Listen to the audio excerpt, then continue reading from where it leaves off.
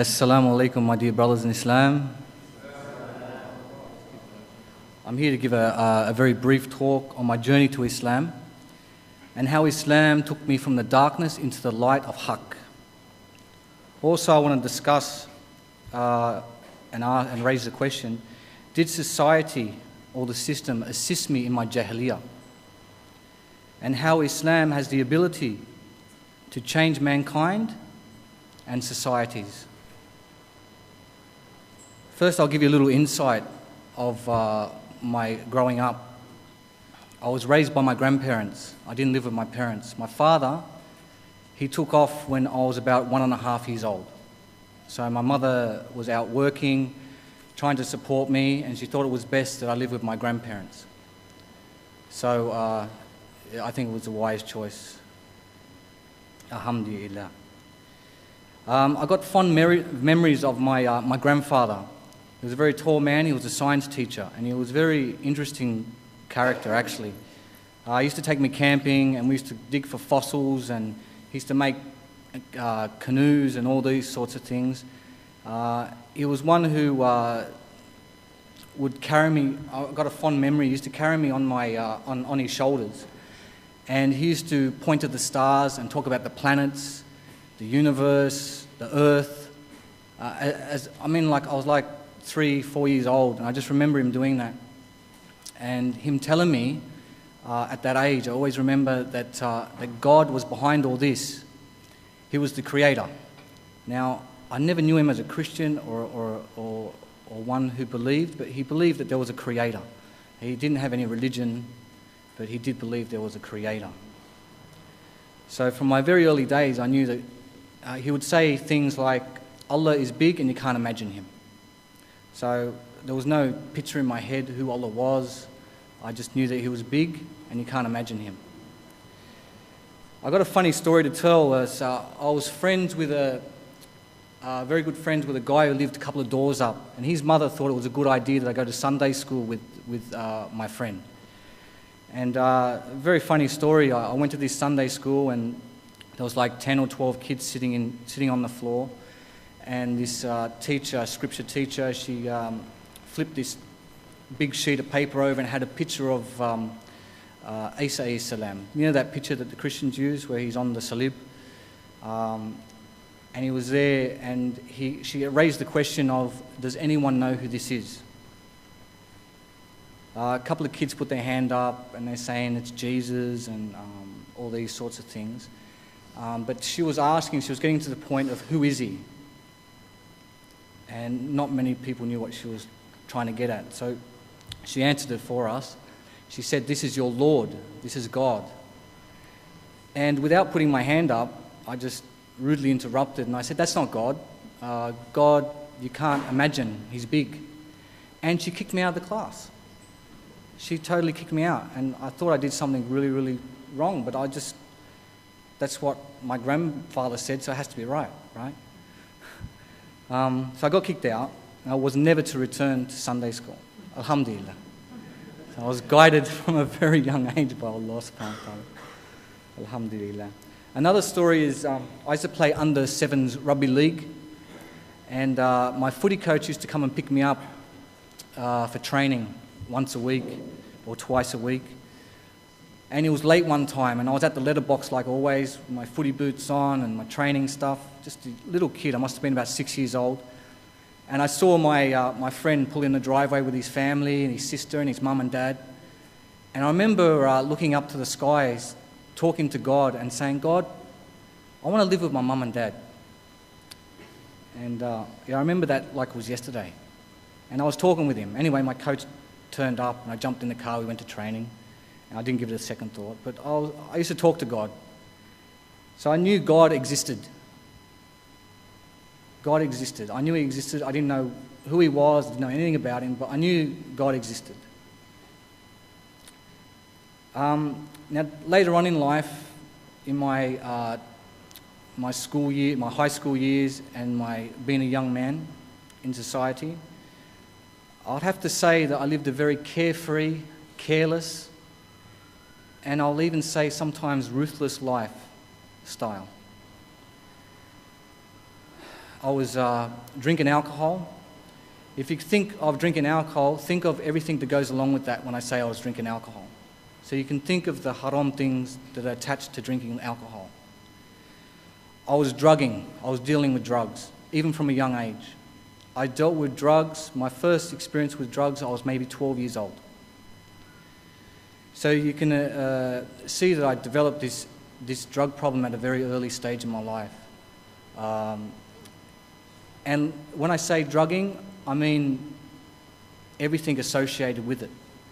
Now, you guys being Muslim, born into Islam, alhamdulillah, you probably can't imagine what it would be like. But I'll tell you, it's a very disgusting thing. It's a disgusting lifestyle.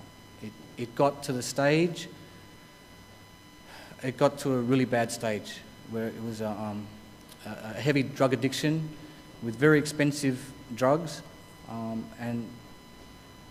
Look, it ruins lives, it really does. I was clubbing and everything associated with clubbing. So if you can imagine the music, the women, the drugs, the drinking, just clubbing. I'm sure you've all got a picture there. You've all seen those movies and Hollywood stuff. It's sort of not like that at all, but anyway. And my drug habit got that bad where I was actually doing petty crimes to support my habit. I was mugging people and getting money and any means necessary so I can get that drugs that I needed, or what I thought I needed at the time.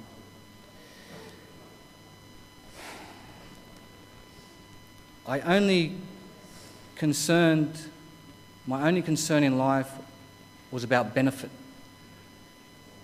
What benefited me is what I wanted to do. I leaded my own life through benefit. What conducted my life was my desires. Whatever I desired, I did. What I thought was right, I did it. What I thought was wrong, I stayed away from it. Even though I was doing a lot of wrong things, but I was just harming myself. I wasn't harming anyone else. Not until later on in life. And what I could say to that is that I was a product of the society. Now what I mean is I was a product of the society. As you see the environment that we live in, we see it every day in our lives. We look left, we see haram. We look right, we see haram. We look up, we look down, we see haram. We're surrounded by haram. So I was simply just a product of the society. This is how society shaped me. Okay, I know I got myself to blame partially, but the society played a major role, I think. Now I just want to break that down, how my immoral behavior was a part of society. I had that you only live once mentality. So you only live once, live it up, party hard. Let's get drunk, let's do some drugs. We lived life ruthlessly and on the edge on a regular occasion. I had the same group of friends and we did the same thing, day in, day out. I lived a very materialistic lifestyle. I was led by materialistic things.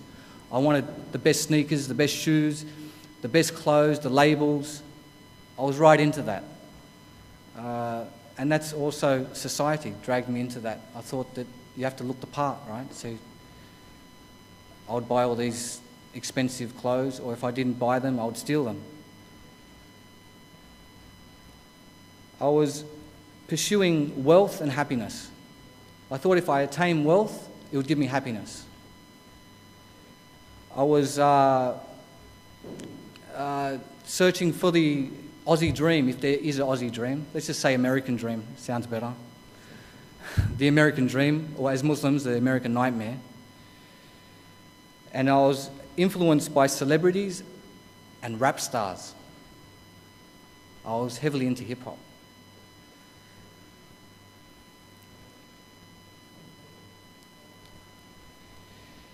I thought this is how I should live my life, like this. I thought this is how, as a young man, this is what life is.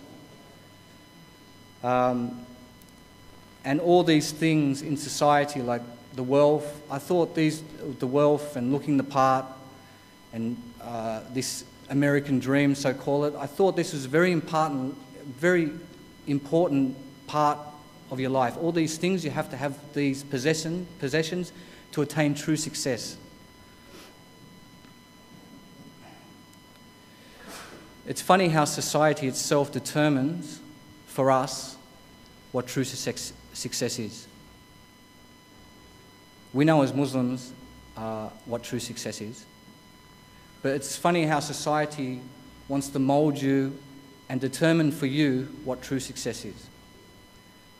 And they measure success by the car that you drive, or the home or the area in which you live, or your friends or your associates, or the job that you have, your status in that job, your wealth.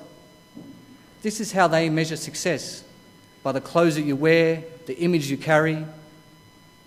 As Muslims, and as a Muslim now, we know that that is absolute rubbish, and that's not success at all. That's failure. Not that as a Muslim you can't attain nice things. Of course you can. But there's guidelines for us and there's red lines which we don't cross as believers. I like to call it this little catchphrase, I was a victim of the system. That's exactly what I was. I was a victim of the system. And I fell in and I got sucked in to all this delusion. I was heavily influenced by rap stars and the hip-hop scene. Absolutely. The shoes, the dress, I was going to concerts, I was even meeting rap stars. And for a short time in my life, I was actually writing lyrics myself. And I wasn't just writing lyrics, I was actually writing political lyrics. I was exposing the injustice done by the indigenous peoples of this land. Exposing the history, the genocide, the deaths in custody, the stereotyping, the discrimination. Just for a short time in my life, I really thought maybe I could change the situation here. But that dream didn't go anywhere except for a backyard party. Didn't go beyond that. But it was a pretty interesting time in my life.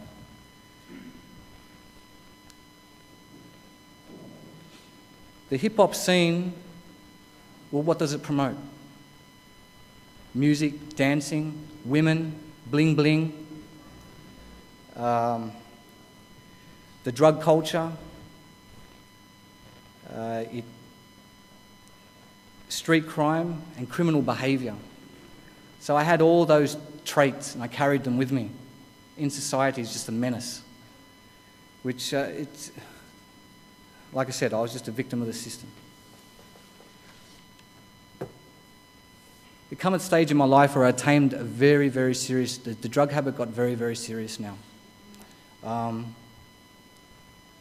It come to a point where I was actually living on the street for some time. I was showering once a week. I was living in the garage with a friend. We would find couches on the street, and they were our couches. We didn't have a toilet. So I'll let you use your own imagination. It was a disgusting life.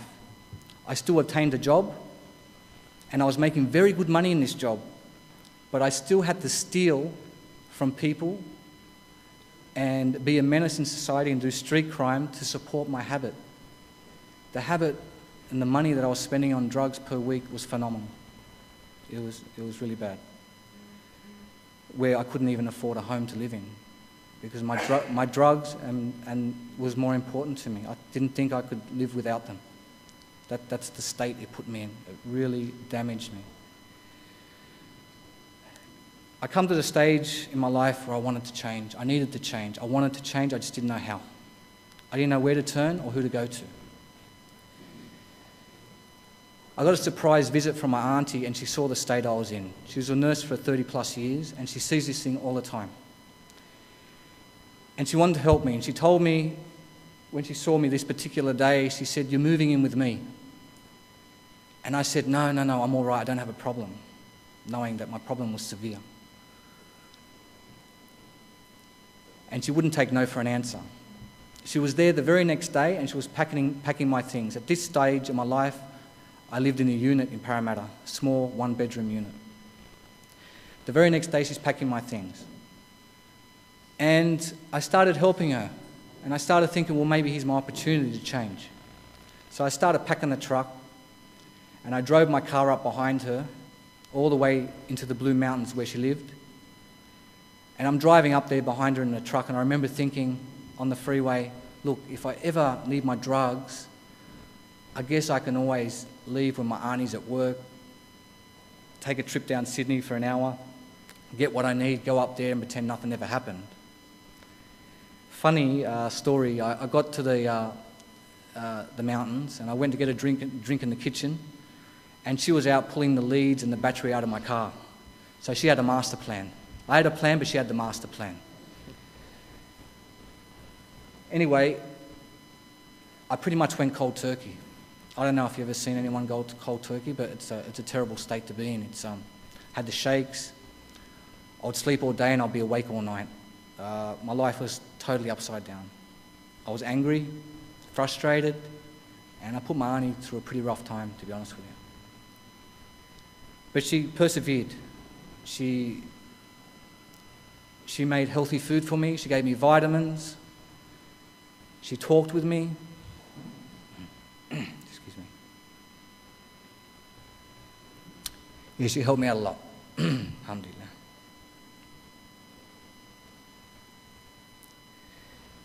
She pulled me through this rut that I was in. Anyway, it came a point in my life where I started feeling good about myself. I had the confidence back. I was looking healthy. I joined a gym up at Katoomba. I was going there three times a week. I started taking shape again. And I felt amazing. I haven't felt like this for a long, long time. I've been abusing drugs from a very young age, and I haven't felt normal for so long. I was trying to escape reality all the time. That's what the drinking and the drugs was doing. It was temporary happiness, just to escape the reality for the moment, for the time. But when you come off your high, it's back to reality. So what you want to do is just want to get on that high again.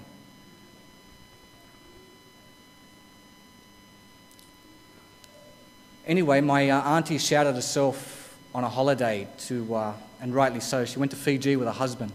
So I was all alone in the house. Because I cleaned up my life, I thought it's a good time to maybe clean up some of these old boxes I had lying around the place. And I come across an old diary. And in the back of this diary, I had a checklist that I never ticked off. And this checklist wrote, stop drugs, no alcohol, don't do crime and be a menace to society, eat healthy, join the gym. And I'm ticking off these lists. And then going, finally I can tick off this list. So I'm crossing the mountain, I'm ticking them off. And the last thing on the list was find God. Find Allah. And I'm thinking to myself, how do I do that? How do I find God?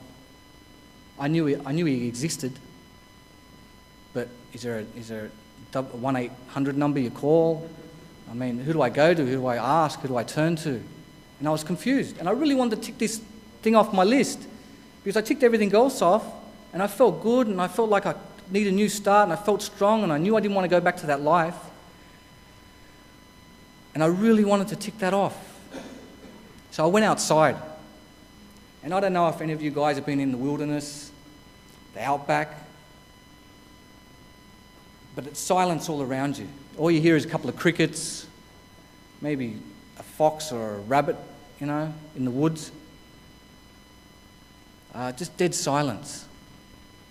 And I remember sitting on this rock just looking down, thinking, how am I going to contact God? How am I going to find my Creator? And I was looking down at the ground, and then subhanAllah, Allah brought my attention to the night sky, and it blew me away. It was the most beautiful sky I've ever seen in my life. Still to this day, I've not seen a sky like it. I remember it like it was yesterday. The blackness of the light was the darkest of black. It was a dark night. And the stars, there was millions of them, and they were huge, and they were sparkling, and it was just beautiful. And I looked up to the sky and I went, that's a beautiful sky. Oh my God, look at that. And then I caught myself saying, oh my God. And then from there, I thought I just addressed God. So I put my hands up like this. I've never seen anyone do this. I grew up with Muslims all my life, but to be honest with you, I never saw them pray. I never seen anyone pray. And I did this. It was just a natural instinct to do this, and I addressed my Rabb, my God, Allah, subhanahu wa ta'ala. And I asked for His forgiveness. And I asked Him to help me through the times I needed Him. And I thanked Him for helping me through the hardships. And I thanked Him for helping me get my life back together. And I pretty much just bared my heart with Him. And honestly, I was crying like I've never cried before. It was like Niagara Falls. I couldn't stop the tears. And I was just pleading with Him, and I was asking Him to keep me straight and to guide me to the true religion. And if He guided me to the true religion, I made a promise to Him that I would never leave it. I just asked for His guidance. I asked Him to keep me strong and not to fall back in the pitfalls that I was in.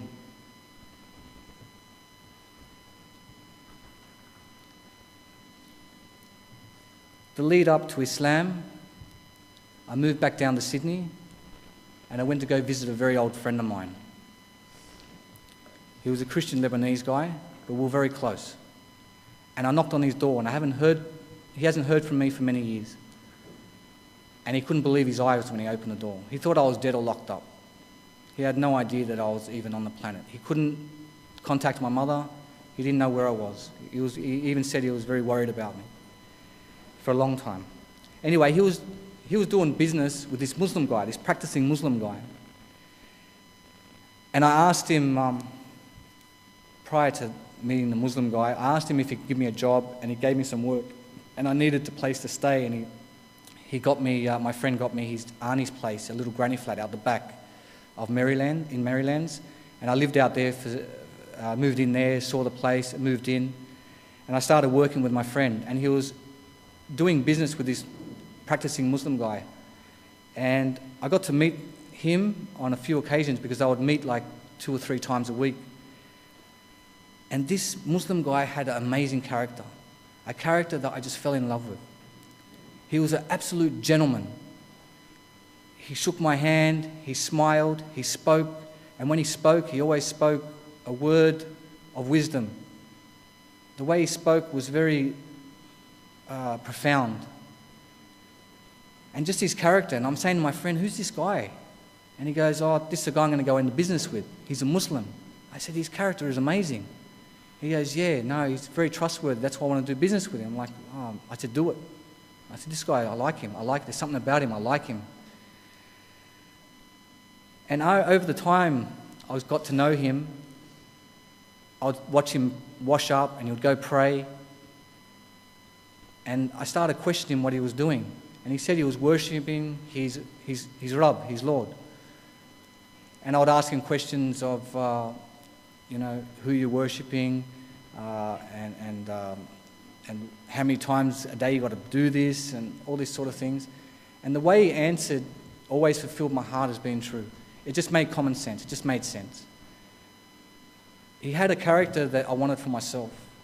I seen this Muslim brother, Islam, his religion, shaped him as a very strong, firm, a real man.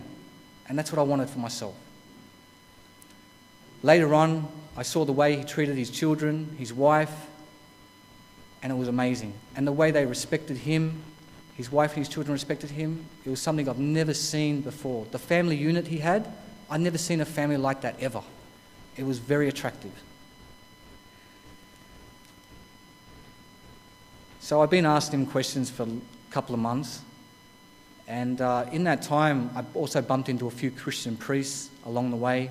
I remember being at a garage one time, attaining a pink slip, and there was this Christian guy dressed up in the full black abaya with this funny hat, and he had this massive salib.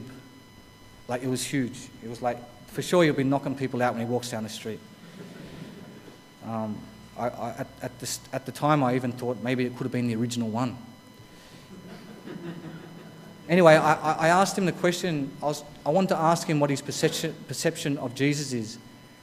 And he pretty much just tapped me on the shoulder and said, "Have faith," jumped in the car and took off.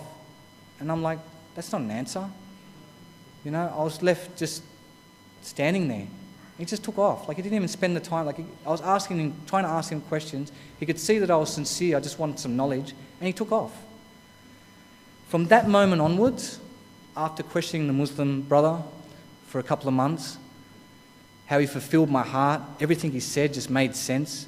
Everything he did, just his character, the way he was, just made perfectly sense. And that's something that I wanted for myself. From that moment onwards, after I spoke to that priest and he took off, I made my mind up then and there that Islam was the haqq and I wanted to be Muslim. And that very night, I went to the brother's house and I asked him, I said, "I want to be Muslim, how do I do it?" He got very happy, he hugged me. And he took me to the Isha prayer at the Turkish mosque in Auburn. And I prayed Isha for the first time. And I always remember the day I stepped foot in my first mosque praying. It was like, the feeling was like something, the weight of my life, it's like some weight was lifted off my shoulders. I felt light as a feather. I felt clean, I felt pure, it was a good feeling. It was a really good feeling. It was something I never felt before. It was a better high than any drug I ever taken, put it that way. I lined up in the ranks, we prayed Isha. After we prayed Isha, the brothers, they took me out at the back of the mosque in this little garage. There were about 15 brothers in there. And they were talking with me for about 15, 20 minutes, asking me a bit about my life and who I was. And a lot of the shabab that were there, I actually went to school with their brothers, I knew their cousins. And they were telling me that they're familiar who I was, which made me feel a little bit more comfortable. And then I took the Shahada. And I'll never forget it. They got me to put my finger out, and I said, "Ashhadu illa ilaha illallah wa ashhadu anna Muhammad Rasulullah." And from that moment, I felt very special, very on a high like I've never been before. I just felt cleansed, I felt pure, I felt the burden of life was lifted off my shoulders. I was so happy, I was very, very happy. And the brothers embraced me and they hugged me and gave me the brotherly hug. And it was a beautiful feeling. But when I say La ilaha illallah Muhammad Rasulullah, I understood what this meant. Because of the knowledge I was getting from the brother prior to when I reverted, when I shed this shahada, I understood that when I came to Islam, that I came into it completely. That I was in full submission to Allah subhanahu wa ta'ala. From now on, I no longer lead my life through my ideas or my desires, that I'm led by Allah subhanahu wa ta'ala's commandments. And when you're Muslim, you're in full submission to Him. So I realized that I'm in full submission and I've surrendered my life to Allah and Allah's way and Allah's way only.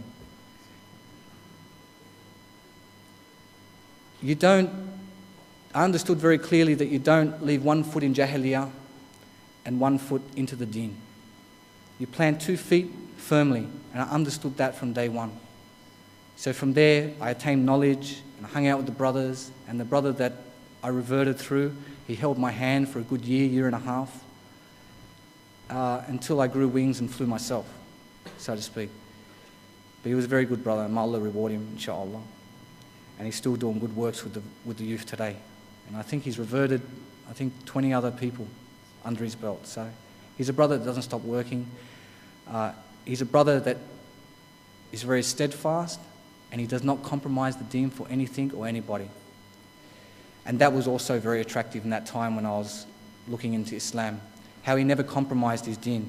That was an attractive thing. Very attractive.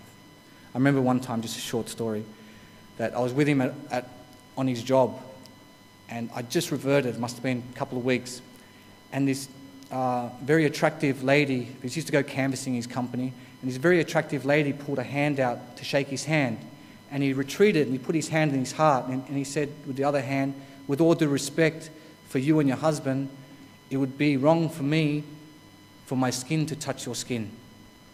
And she was a little bit offended, but I was standing there going, SubhanAllah, there's no compromise in this deen, not for anything or anybody. Alhamdulillah, and I understood that very clearly. Just to move on quickly back to the society issue. Look, brothers, I was from the Jahiliyyah, and I'm telling you, society is urging something. They want something. They just don't know what it is, but they want to change. They want something. Their life doesn't really have a purpose, whether they know it unwillingly or willingly. But it's Islam is what they need, and it's Islam that's what they want. And it's for us to give it to them. It's our job. It's our job to convey the message and to offer them an alternative to their system and offer them an alternative to their societies. Because Islam and only Islam can change mankind and societies. It's only Islam that can do this. How long have I got, brother? I've gone over. All right. Look, I'd love to say more, but we've got some... I'll just end it there. I could talk on and on, but... Q&A session afterwards. Yeah, Q&A session. You can ask questions and we can go from there. There's some photos that you might want to have a laugh at later on, and I got a bit of a graph on how my ideas and my life changed from before and after in Islam, and you can go through it or give it a bit of a read, and you can see the transition, the way I used to think to the way I think now as a Muslim. Jazakallah for the opportunity, brothers. I hope you enjoyed my story. Jazakallah. Assalamu alaikum wa rahmatullahi wa barakatuh. Allahu Akbar.